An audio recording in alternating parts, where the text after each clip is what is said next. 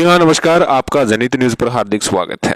हरियाणा की राजनीति में एससी और बीसी वर्ग का वोट बैंक बहुत ही महत्वपूर्ण साबित रहा है। जिस पार्टी का साथ देते हैं उसी के हरियाणा में सरकार बनी है, चाहे पहले कांग्रेस के साथ रहे हो, चाहे इनेलो के साथ रहे हो और अब भारतीय जनता पार्टी के साथ हो। लेकिन सबसे बड़ी बात है कि जो वोट बैंक पहले कांग्रेस के साथ था, वो वोट बैंक कांग्रेस की गलतियों के कारण ही आज भारतीय जनता पार्टी के साथ चिपक गया है। उस चिपके हुए वोट को अपनी तरफ खींचने के लिए कांग्रेस क्या कुछ प्रयास कर रही है, इनेलो क्या कुछ कर रही है।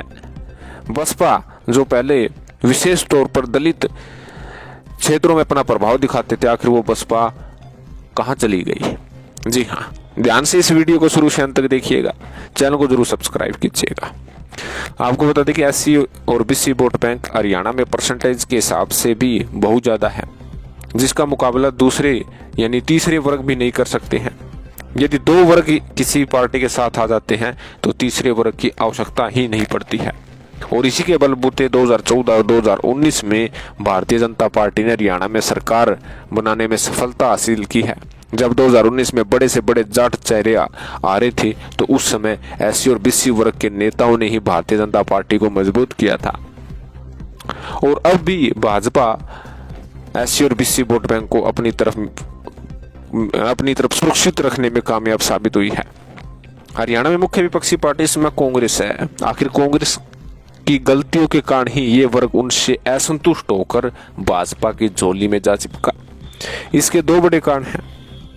सबसे बड़ा कारण है कि जो एससी और बीसी वोट बैंक के जो नेता हैं 2014 और 2019 में कांग्रेस पार्टी को टाटा बाय बाय कह दिया, जिसका नुकसान उन्हें झेलना पड़ा। काफी ऐसे दिग्गज नेता थे जो एससी और बीसी वोट बैंक के थे, उन्होंने कांग्रेस छोड़ी। हालांकि कांग्रेस पार्टी को समय रहते हुए अपने अंदर परिवर्तन करना चाहिए था, लेकिन वो परिवर्तन करने में कामयाब साबित नहीं हुए।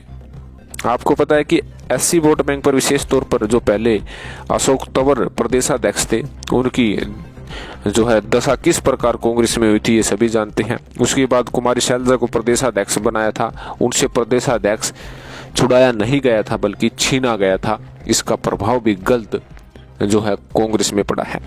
दूसरा सबसे बड़े कारण यह भी है कि दोनों जातियों में से कांग्रेस पार्टी के दिग्गज नेता उन जातियों को लोगों को मजबूत नहीं होने दिया बल्कि उन्हें कमजोर करने के लिए विवश किया।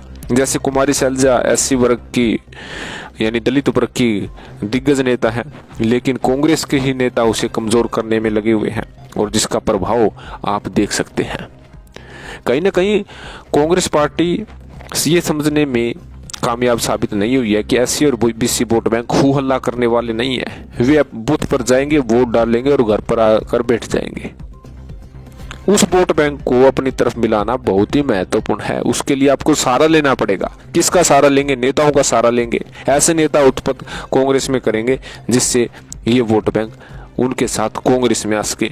नेता आप बनाओगे नहीं तो खुद ब खुद एससी और बीसी वोट बैंक भाषणों के द्वारा जुड़ने वाला नहीं है। धरातल पर काम करने पड़ेगा, फील्ड में जाना पड़ेगा।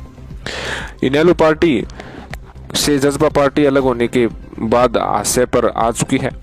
जहां पहले मुख्य विपक्षी पार्टी होती थी, आज एक सीट पर सिमट चुकी है। वहीं जेजेपी पार्टी का हाल भी एससी और बीसी वोट बैंक की तरफ से बुरा है।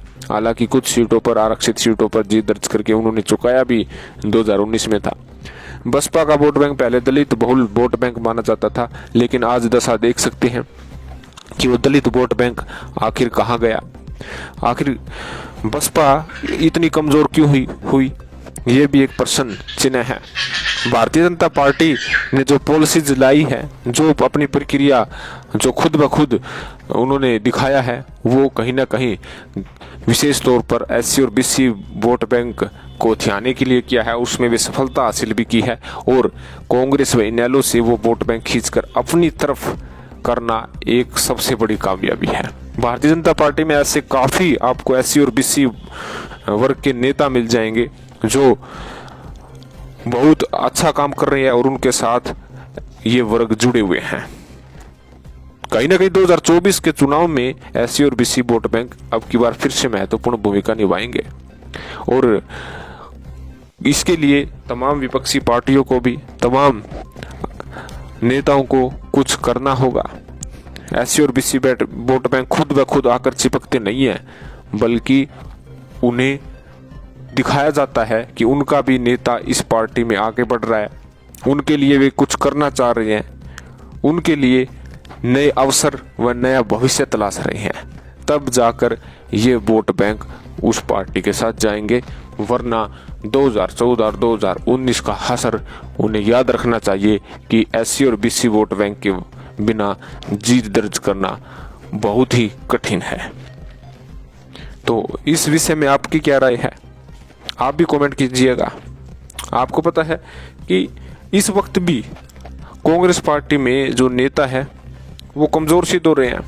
कांग्रेस के नेता अपनी ही पार्टी को टाटा बाय बाय कह रहे हैं। कुलदीप बिश्नोई इसका सबसे बड़ा उदाहरण है।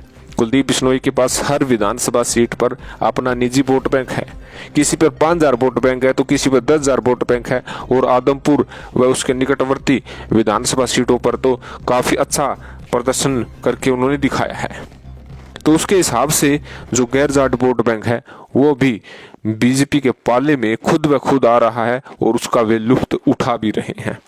कांग्रेस को, इनेलो को व अन्य तमाम पार्टियों को इन सभी प्रक्रियाओं को समझना होगा, सोचना होगा और अपनी कार्य प्रणाली को बदलना होगा।